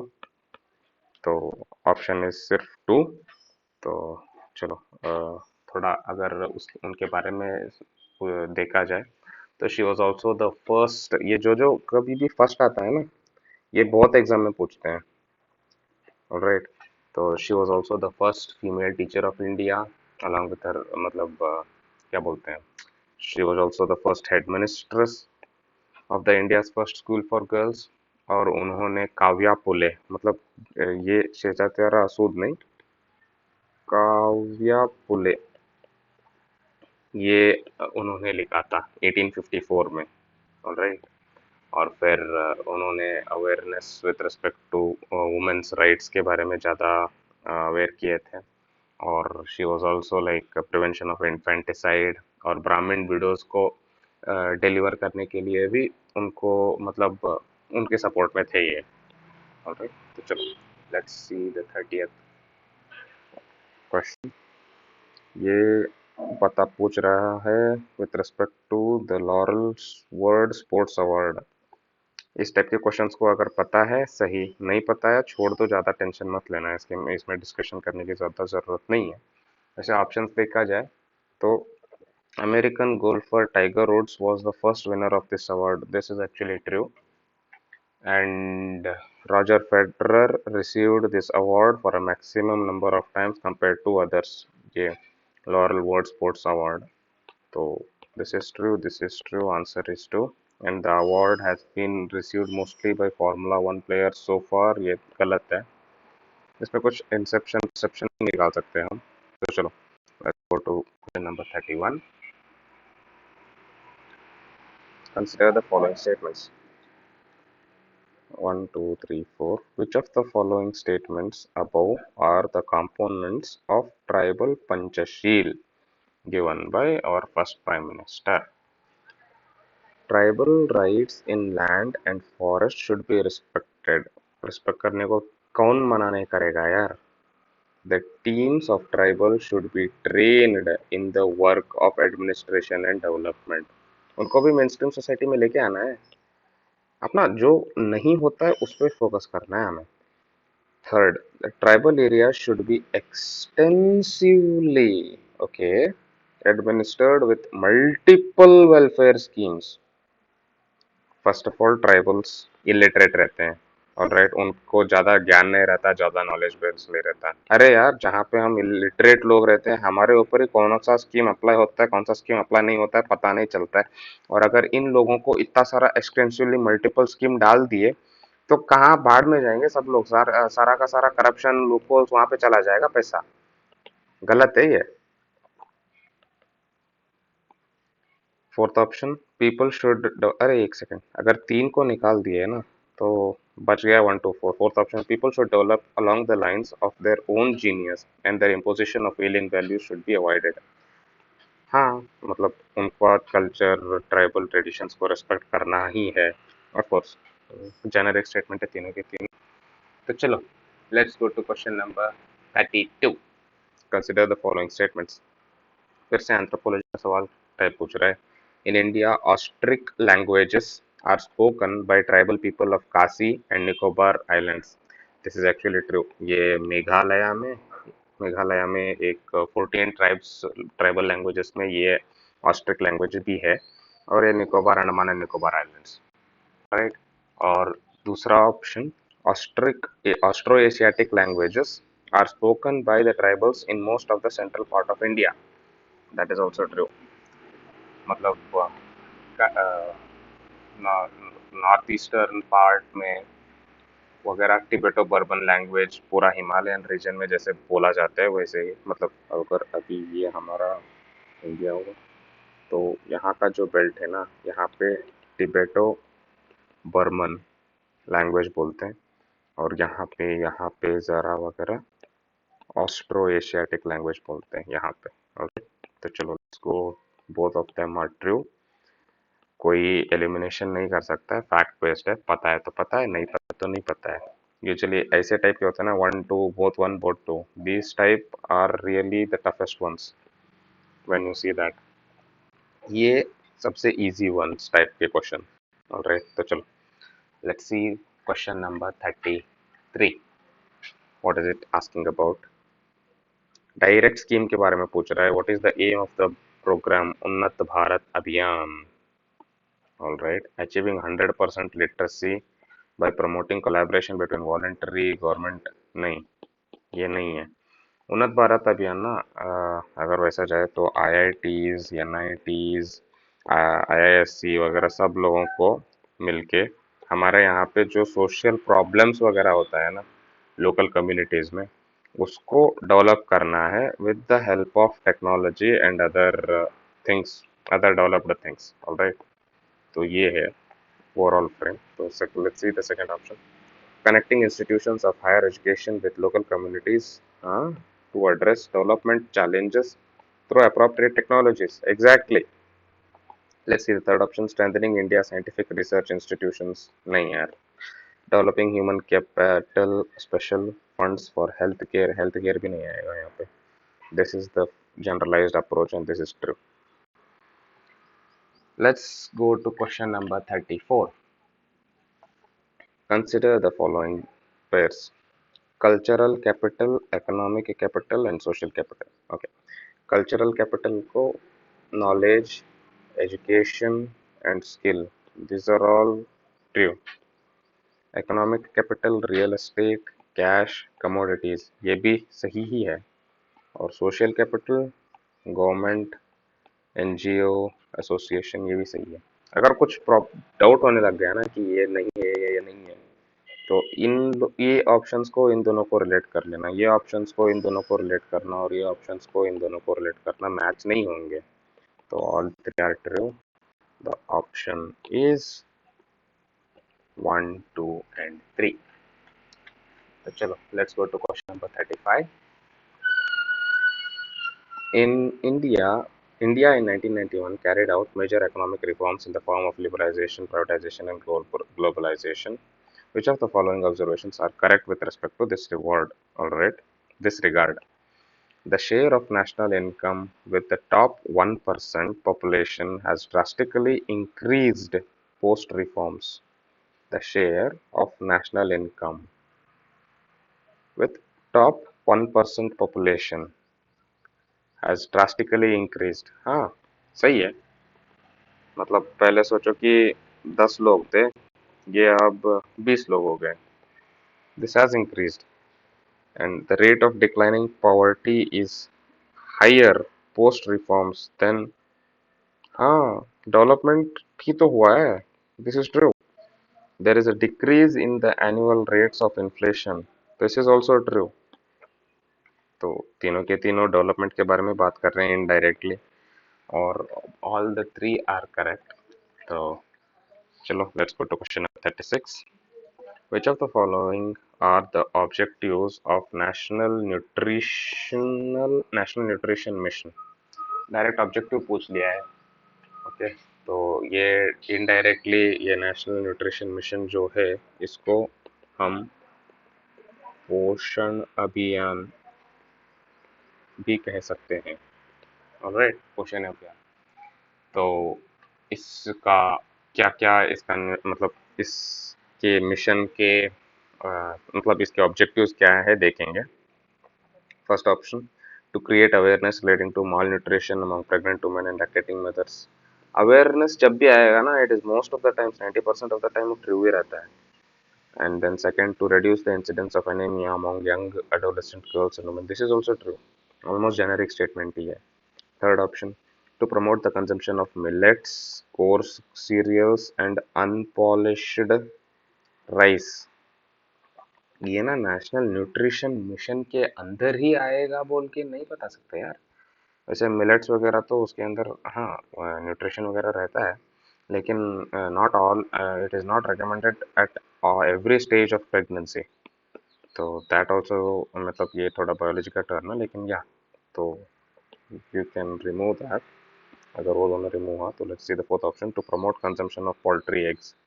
यार थोड़े लोग वेजिटेरियन रहेंगे, अब उनको भी पता होगा क्या वो पोल्ट्री एग्स ही खाना है बोल के. बस एडमिनिस्ट्रेशन की जैसे सोचने लग जाओ, ऑटोमेटिकली आंसर पता चल जाएगा कौन सा है. 1 and 2. चलो let's go to question number 37. What does it talk about? Which of the following pairs are correctly matched?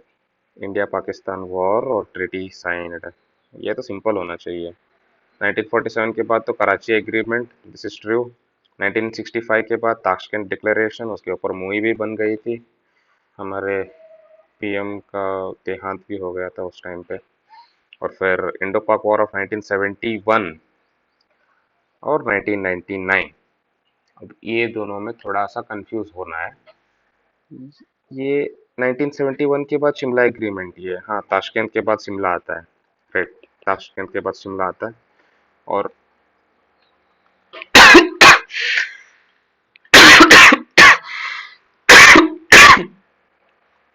Okay, और ये इंडो पाक वॉर ऑफ 1999 जो है, ये लाहौर डिक्लेरेशन पहले हुआ था. मतलब कारगिल तो कारगिल वॉर जो बात कर रहे हैं ना, इंडो पाक वॉर, कारगिल वॉर जो 1999 में हुआ है, this happened in may. Lahore declaration पहले पहले हुआ था, मतलब it was somewhere in between February. तो अगर वैसा देखा जाए तो it is not this treaty. Alright, इसके लिए ये ट्रीटी नहीं है। थोड़ा सा मतलब ये थोड़ा टफ क्वेश्चन, टफ ही होगा। 1 2 3 यहाँ पे सब लोग ऑप्शन ये डाल देंगे, लेकिन this is a small hint कि Lahore declaration was signed before the Indo Pak war of 1999 even happened. So it is just 1 2 3, not 1 2 3 4. Let's go to question number 38. तो consider the following state events. अब events के बारे में आ गया। Events का जो ये order with respect to date रहता है ना, दिस इज रियली मतलब कंपेरेटिवली थोड़ा टफ रहता है ये। चलो देखते हैं। Operation smiling Buddha. Okay, post independence के बारे में पूछ रहा है। First non Congress government at the centre, launch of Aryabhatta, India's first satellite, first demonetisation in India. अब अगर कुछ भी पता हो या न हो, ये जो फर्स्ट डीमोनेटाइजेशन इन इंडिया जो है ना, ओके, इसको हम लास्ट में लगा लिए, मतलब इसको लास्ट को लगा दिए, तो हमारे पास बचते हैं बी और सी। बट ना, इसमें हम थोड़ा गलती कर बैठेंगे फैक्ट्स को लेके कि लास्ट मतलब फर्स्ट डीमोनेटाइजेशन जो है वो 2016 17 18 में, मतलब उस टाइम पे हुआ है बोल के वैसे सोचेंगे। नहीं, उस टाइम पे नहीं। It happened in 1978। High denomination bank note demonetization act 1978 was the law. Alright. और launch of Aryabhatta, this happened in 1977। एक सेकंड, नहीं नहीं नहीं, 1975। I'm really sorry, I'm really sorry. Launch of Aryabhatta, India's first satellite, was in 1975। एक second लिख लेते हैं। Launch of Aryabhatta, नहीं, launch of Aryabhatta 1975, first demonetization 1978, और non Congress government at the centre with respect to led by Morarji Desai, this was around 1977। हम ये emergency को relate करके आंसर निकाल सकते हैं इसको। और ऑपरेशन स्माइलिंग बुद्धा 1974 में पोखरान राजस्थान के पास, वहाँ पे पहले बार पीसफुल तरीके से हमने न्यूक्लियर एक्सप्लोजन ब्लास्ट किया था। That is what operation smiling Buddha stands for. तो इस हिसाब से तो मतलब 4 4 सबसे पहला इवेंट 3 और 1 में अगर देखा जाए तो 1, तो ऑप्शन इज सी, 1 3 2 4। चलो, let's go deal with one more question. With reference to the recently passed Transgender Persons Act 2019, which of the following statements is or are correct? Okay. It states that transgender persons shall have the right to self-perceived gender identity without any medical examination and procedures. This might sound a bit confusing, but this is actually true. अगर एक लड़का या लड़की या दूसरे लिंग का आदमी या औरत या कोई और है, तो वो खुद डिसाइड कर सकता है, मतलब उनको मेडिकल चेकअप की ज़रूरत नहीं है कि this self perceived gender identity जो है, this is actually given importance. मतलब ट्रांस वुमेन हो या ट्रांस मैन हो या हिजरा या किन्नर जो जो है, अगर उनको जो भी जेंडर उनको सूट होता है, जो वो अपने आप को बुलाते हैं, वो उनको बताना चाहिए डिस्ट्रिक्ट मजिस्ट्रेट को, और अ, वो हो जाएगा। ऑलराइट, तो ये सही है। Coming on to the second option, it provides for 2% reservation for transgenders. अगर रिजर्वेशन का कोई भी न्यूज़ होता है ना, तो सबसे ज़्यादा हाईलाइटेड रहता है, लेकिन ऐसा तो हमें कहीं देखा नहीं है। मैक्सिमम पीडब्ल्यूडी को होता है, एससी एसटी ओबीसी, ईडब्ल्यूएस, इन यहीं पे बस रिजर्वेशन का दायरा आता है। इसके अलावा एक एक बार रीजन स्पेसिफिक और लैंग्वेज स्पेसिफिक और रीजन, लैंग्वेज, हाँ एजुकेशनल वगैरह, वो एजुकेशनल स्पेसिफिक, मिलिट्री में आपका स्ट्रेंथ स्पेसिफिक, वो सब आएगा। लेकिन these are the top, this मतलब 100% में यहाँ पे रिजर्वेशन ये है, ये डिफरेंट टाइप का रिजर्वेशन है, तो ये गलत हो जाएगा। उस हिसाब से अगर एक्चुअली वैसे देखा जाए ना, ये जो 2% का रिजर्वेशन है, दिस वाज एक्चुअली मतलब सुप्रीम कोर्ट ने बोला था कि ट्रांसजेंडर पर्सन्स को भी रिजर्वेशन दो। लेकिन कोई भी गवर्नमेंट हो, मेजॉरिटी ट्रांसजेंडर पीपल बहुत कम लोग रहेंगे, और वो लोग वोट भी बहुत कम करेंगे ऑब्वियसली। और अगर वो वोट कम करेंगे तो यार उनको राइट्स यूजुअली देंगे भी बहुत कम ना, पॉलिटिकल लीडर्स वगैरह। तो हाँ, this was not implemented, so 2% reservation नहीं है। अगर दो निकाल दिए तो हमें बचेगा वन एंड थर्ड ऑप्शन। तो let's see the third option. It provides for establishment of National Council of Transgender Persons with the Union Minister of Women and Child Development as the chairperson। यार transgender है, women है क्या man है पता नहीं चलेगा, तो वुमेन और चाइल्ड को क्यों लेके आ रहे हो बीच में? कि actually ministry of social justice आ जाएगा, सोशल जस्टिस एंड एम्पावरमेंट। तो ये भी गलत है, वैसे ये गलत है, ये गलत है, answer is just one. Coming on to question number 40। Which of the following socio-economic impacts of green revolution were seen in India? All right, तो चले जाओ 1970s में। उसके पहले उसके पहले क्या था सिनेरियो, और उसके बाद में क्या था? हरियाली ये वो वगैरह सब डेवलपमेंट हुआ था ना थोड़े थोड़े स्पेसिफिक स्टेट्स में, तो उसके बारे में पूछ रहा है। तो चलो let's see the options. First option, commercialization of agriculture, impacts of green revolution in India। Alright, और कमर्शियलाइजेशन हुआ था, ऑफ कोर्स हुआ था। पंजाब में बहुत सारा मतलब डेवलपमेंट हुआ है, कमर्शियलाइजेशन तो होगा ही, डिस्कस करने की ज़्यादा ज़रूरत नहीं है। तो okay. Second option, sharp increase in agricultural productivity, of course. Adverse effect on tenant cultivators and service caste communities. अब इसके पहले ना, ये सर्विस कास्ट कम्युनिटीज और टेनेंट कल्टिवेटर्स का मीनिंग तो पता चलना चाहिए ना कि एग्जैक्टली क्या है। एक्चुअली ये जो सर्विस कास्ट कम्युनिटीज वगैरह जो रहते हैं, दिस इज नथिंग बट अभी खेत में अगर हल चलाना है, टिलिंग करना है, बीज बोना है, बीज को आपको यहाँ पे करना है, पानी डालना है, वीड्स को निकालना है, ये जो जो सर्विसेज है ना, these services are like service caste communities, इनको बोलते हैं। इनडायरेक्टली ये फार्मर पीजेंट्स वैसे बोल सकते हो। All right.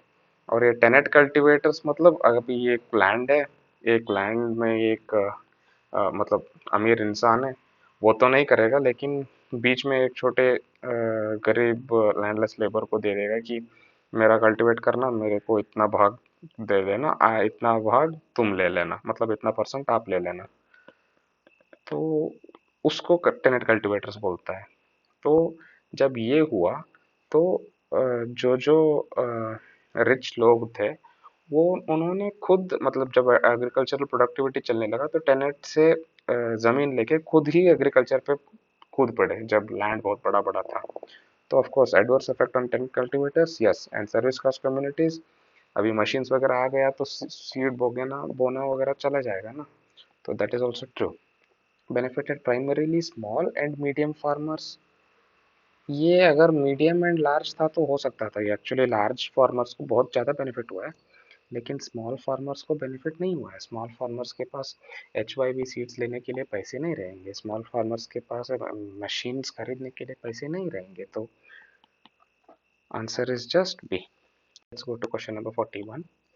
With reference to the rural society, all right, in pre independent and post independent India, मतलब दोनों को मिला के पूछ रहा है, इट्स नॉट लाइक एक ही है, दोनों को मिला के पूछ रहा है। Which of the following statements is incorrect? This is very important. Incorrect पूछ रहा है, all right? तो First option, rural society largely remained stagnant and localized until 1991. यार थोड़ा गलत लग रहा है, मतलब इंडिपेंडेंट, मतलब प्री इंडिपेंडेंट और पोस्ट इंडिपेंडेंस पूरा 1991 तक कैसे स्टैग्नेंट रहेगा यार, कुछ ना कुछ तो डेवलपमेंट तो रहेगा ही। और वो डेवलपमेंट 1947 के बाद इंक्रीज भी होते जाएगा। एग्जाम्पल ले लो, कौन सा अभी रूरल इकोनॉमी में कॉटन लगा लो। कॉटन, पहले भी कॉटन एक्सपोर्ट होता था वर्ल्ड मार्केट में, बाद में भी कॉटन एक्सपोर्ट होने लगा वर्ल्ड मार्केट में, थोड़ा तो ज़्यादा तेजी से वो एक्सपोर्ट हो रहा है डायरेक्टली वर्ल्ड मार्केट में, और वो भी रूरल इकोनॉमी को मिला के। तो this is actually wrong.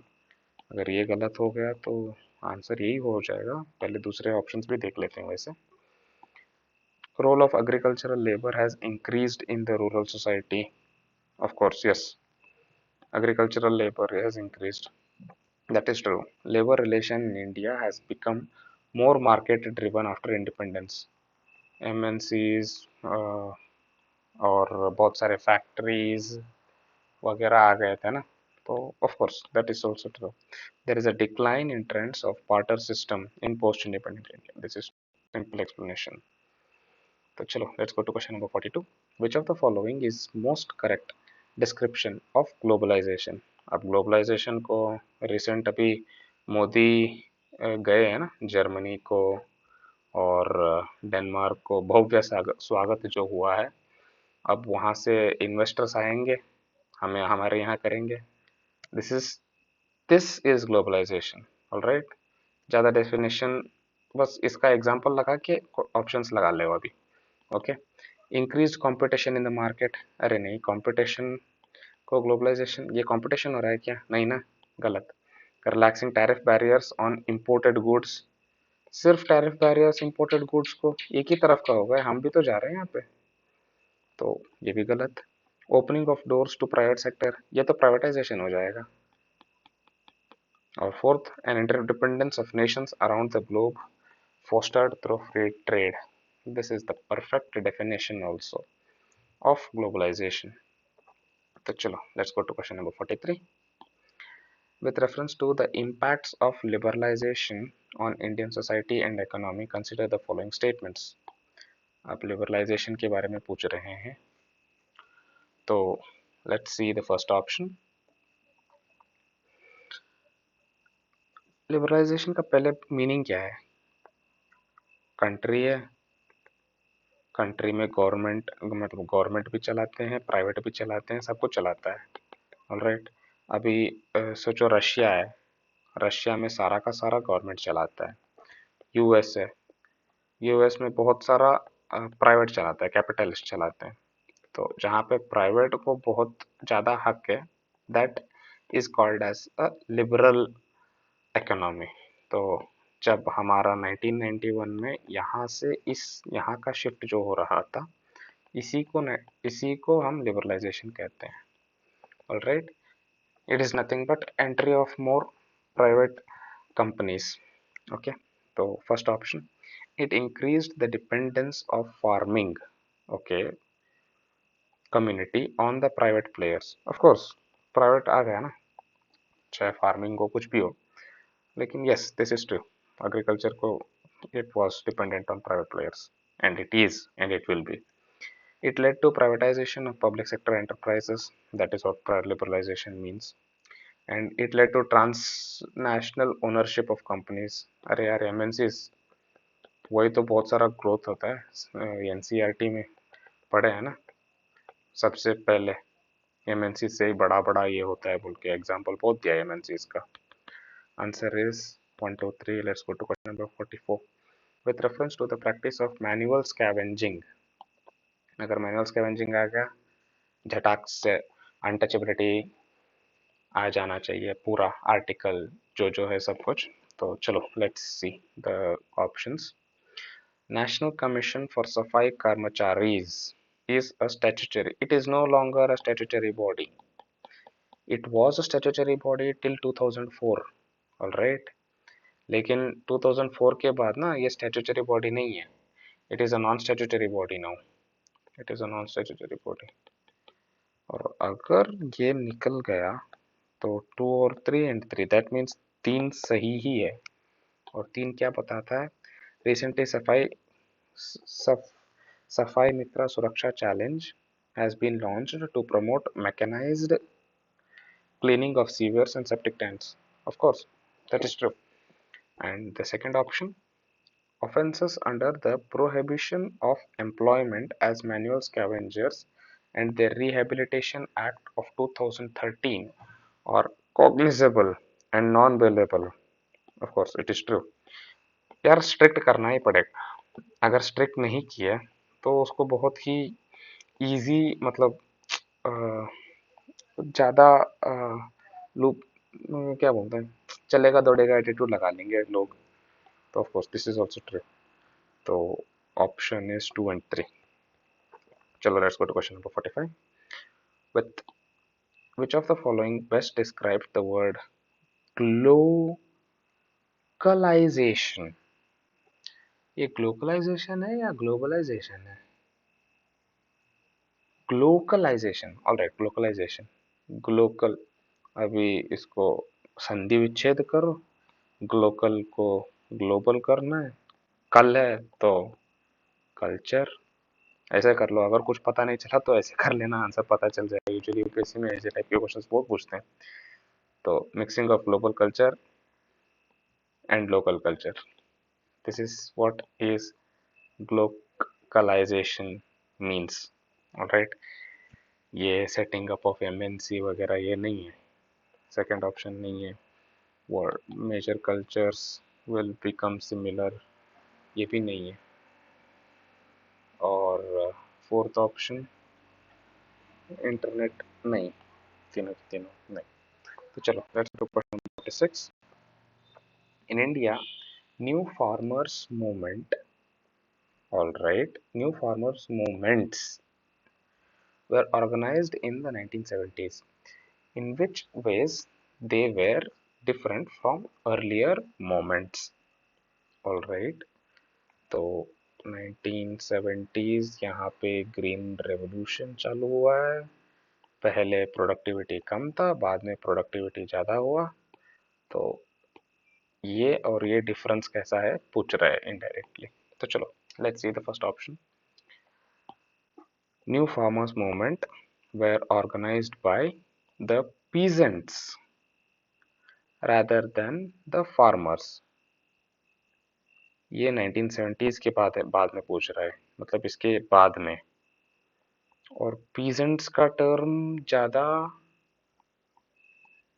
Use नहीं होता है, मतलब द वर्ड ऑफ पीजेंट्स जो है ना, this word is pre independent, British के टाइम पे वहाँ पे बहुत होता था। It is nothing but it refers to exploitation के, मतलब दीज वर एक्सप्लॉयटेड बोल के।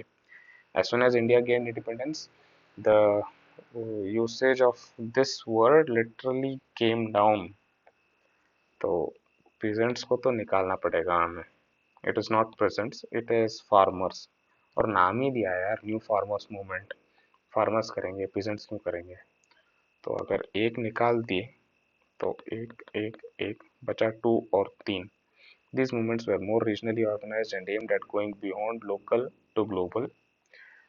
Okay. And their demands were mostly focused on price and other related issues. Of course, farmers का और क्या issues आ रहेंगे? तो 2 and 3 is the correct option. B. तो चलो, let's see the question number 47. With reference to the Chipko movement, अगर चिपको movement आ गया तो पेड़ को काट रहे थे तो सबने पेड़ को हग कर दिया कि अगर पेड़ को काटोगे तो हमें भी काटो। ये ये एग्जाम्पल लगा लो, सब कुछ आ जाएगा, मतलब इसी से रिलेट करना कुछ भी हो। ऑप्शंस में took the place in Garhwal region of Himalayas in 1970s. Consider the following statements. It was a socio-economic and ecological movement. Of course, economic भी है ट्री, ecological भी है, that is true. The movement derived inspiration from Mahatma Gandhi. This is actually true. अरे यार non violent है ना, पता चल जाता है। हम आपको नहीं काटने को आपको मारेंगे नहीं, लेकिन हम खुद मर जाएंगे अगर आप उनको काटोगे तो। एक्चुअली महात्मा गांधी के मतलब महात्मा गांधी जो थे उन वो बहुत लोगों को इंस्पायर करते थे। उनमें से गौरी देवी बोल के एक औरत थे और चंदी प्रसाद भट्ट बोल के औरत थे, वो सब इंस्पायर होके चिपको मूवमेंट में चालू कर दिए थे।